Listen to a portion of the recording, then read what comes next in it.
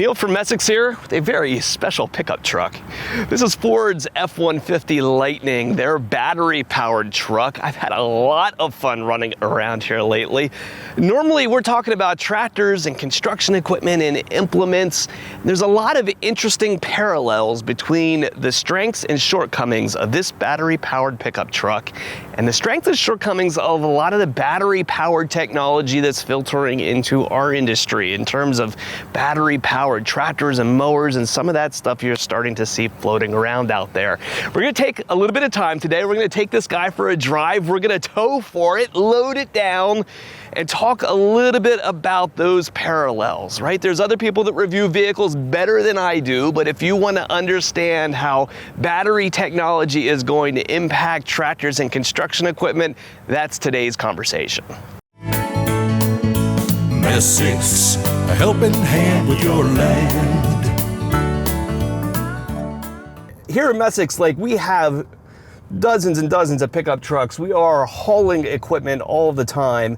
The average fuel economy of our entire fleet of regular pickup trucks and tractor trailers is 12 miles to the gallon. The trucks that we use specifically for hauling tractors and equipment average closer to about 8 to 9 miles to the gallon. And with $4 a gallon fuel, our fuel bill that's there kind of chipping away at our corporate profitability is enormous, right? A lot of us kind of sense this right now. Expensive gas really hits your bottom line, and it hits the bottom line of our business too in a big way with such low fuel economy from our fleet of vehicles.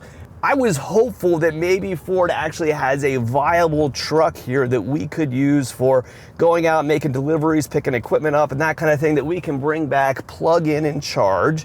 If you look at that, your operating costs of running electric are far, far cheaper than us burning fuel all the time. I was hoping that this truck would work out for us here. A couple of things to share.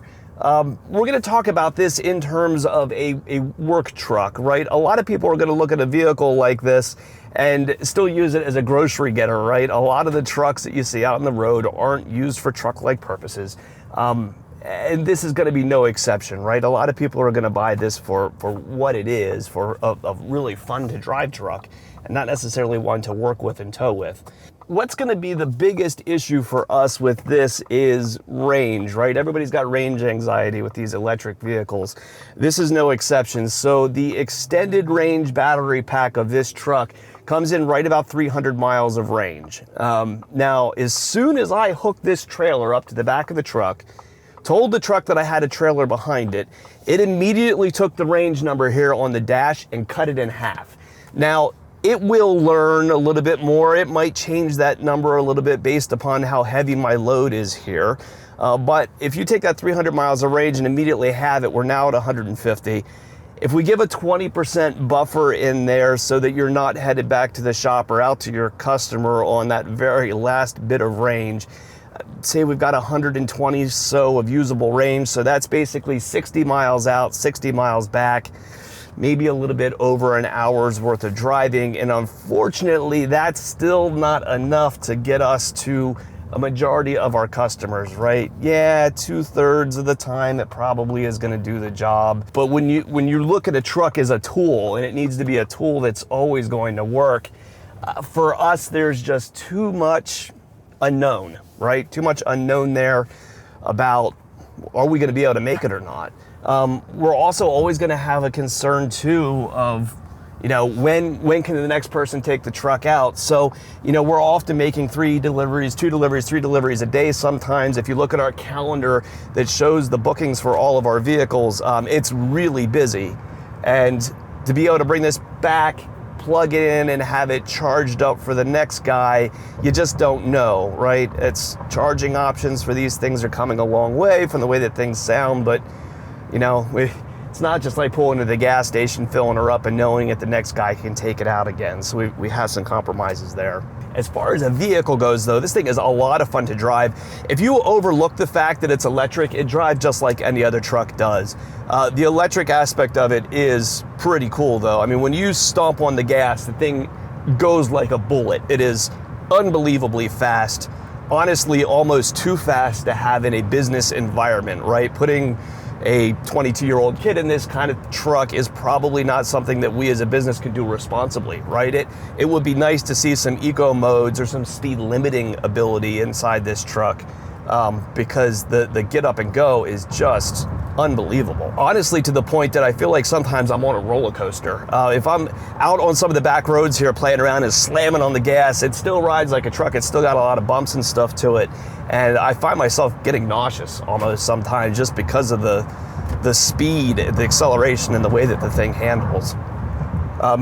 It does tow nice. I mean, I can't even tell that this trailer is behind me. No question about that. It's not pulling hard. I mean, goodness, at almost 500 horsepower, the thing should just be a towing beast. So when I look at the range aspect of this and towing, right, when I was back at the store with the trailer hooked up, it was telling me that I had 70 miles of range remaining.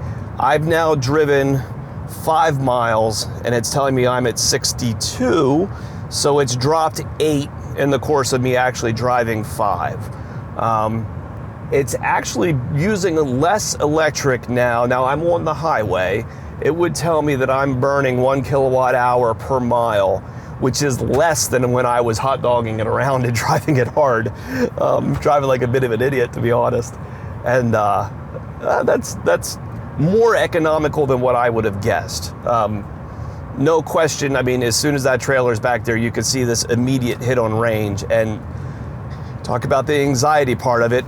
Just in my talking here, I was 70 back at the store. I'm already at 60 as far as my gauge cluster goes, and I've only driven 5.6 miles. So the computer's gonna learn, right? And these numbers are gonna get more accurate over time, but yeah, the anxiety part of this, right? Like, I'm headed out to a customer to go drop off a piece of equipment. Am I gonna make it there? Am I gonna make it back? Are we gonna send a flatbed out to pick this thing up because somebody runs it dead along the side of the road?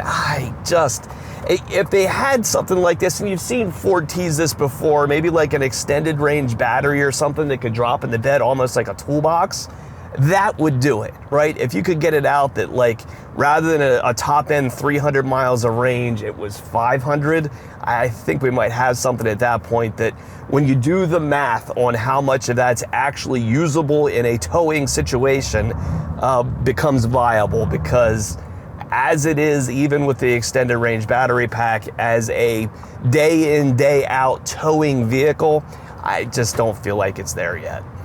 Now, we are not a truck review channel, right? We're generally out here talking about tractors, construction equipment, farm machinery, their features and function. The reason why I wanted to talk about this today is because we very frequently get asked, when are we going to see more battery-powered equipment, right? When do you start seeing battery-powered tractors? You're starting to see some companies trickle out battery-powered lawn equipment now, and I own steel battery-powered handheld stuff at home, right? That works really well. The shortcomings of this truck and the shortcomings or the reason why you don't see battery-powered tractors out there yet are very much exactly the same. The battery-powered tech works really well when you're talking things with momentary usage, right? Yeah, maybe you take my steel stuff, right? My little battery-powered chainsaw needs to run really hard for a short period of time, but then I'm going to set it back down on the ground again, and it's going to, sit there until I need it the next time. And so you can get hours of work out of that kind of use, right? Where you don't have this continuous draw on the battery. Well, you take something like a tractor and you're doing PTO work or you're out mowing with it, your demand for horsepower is a lot more constant. The duty cycle of that kind of work is not like a vehicle. It's not like a weed whacker. It's not like these other areas where you see battery technology starting to take hold. So, if you needed, say, 25 horsepower to go out and run your mower, it takes a really significant battery and a significant amount of space to store it and a significant amount of cost to make that actually work. So yes, we're starting to see these companies dabble in battery technology. It is going to come someday, right? We know New Holland has made some investments in a battery-powered tractor company. Kubota has now announced that they're going to have a small battery-powered tractor coming out in Europe next year. There are some startups, some Silicon Valley companies dabbling in this stuff, but we are not to the point yet that I would say that there is mass market potential for battery powered tractors and equipment. And again, it all goes back to that duty cycle, that the battery technology at this point just doesn't have the amount of potential energy storage capacity that it's gonna take to really take mass market adoption. We know, man, companies are investing in battery tech like crazy. It clearly is getting better all the time. We're probably a decade off, maybe, from really starting to see wide battery viable equipment that's out there for some tasks. But it does seem hard to think, are you ever gonna be able to say run a 300 horsepower field tractor with a battery? Goodness, the tech has to come a long, long way. And there's other alternative options out there, right? You see New Holland dabbling with things like methane tractors or hydrogen technology. There's other options out there besides just batteries for powering this kind of equipment with alternative fuels. And maybe, we should be a little bit more open-minded to some of the other technologies out there rather than putting all of our stock in battery. So with all those drawbacks laid back, would Messick's buy a truck like this? I think that we would, and that there is a place for it. And unfortunately, it's just not this application, right?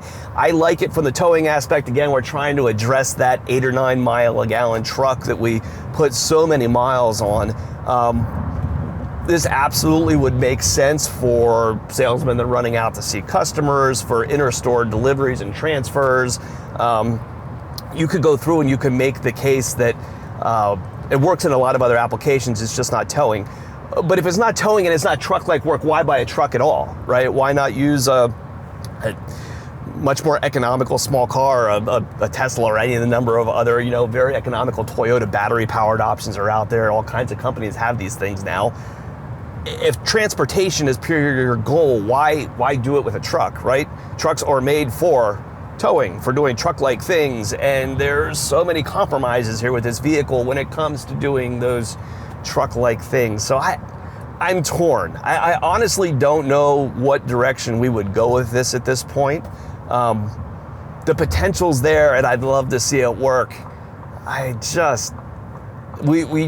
not to the point that you've got this kind of like killer fit where it just slots right into a particular place in our business and works well. We'll see where we go. I don't know. Okay, so I've unhooked my trailer here. We're gonna do a quick drag strip here, like what everybody wants to see with this thing, right? Because it is fast. If I remember the marketing stuff right, faster than any Ford Raptor truck, any truck that they've made to this point, is slow in comparison to this. So we're gonna line up here. We're gonna pop it into sport mode and stomp on the gas, and here we go.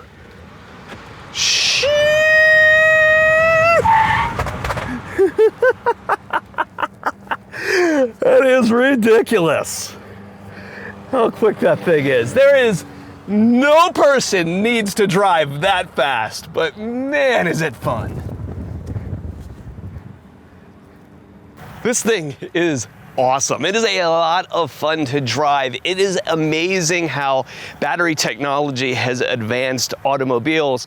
But at the same time, it's really good to understand what those shortcomings are, right? When we go and we throw this trailer behind the truck and we watch that range number plummet, we really have to understand the limitations of our tool, right?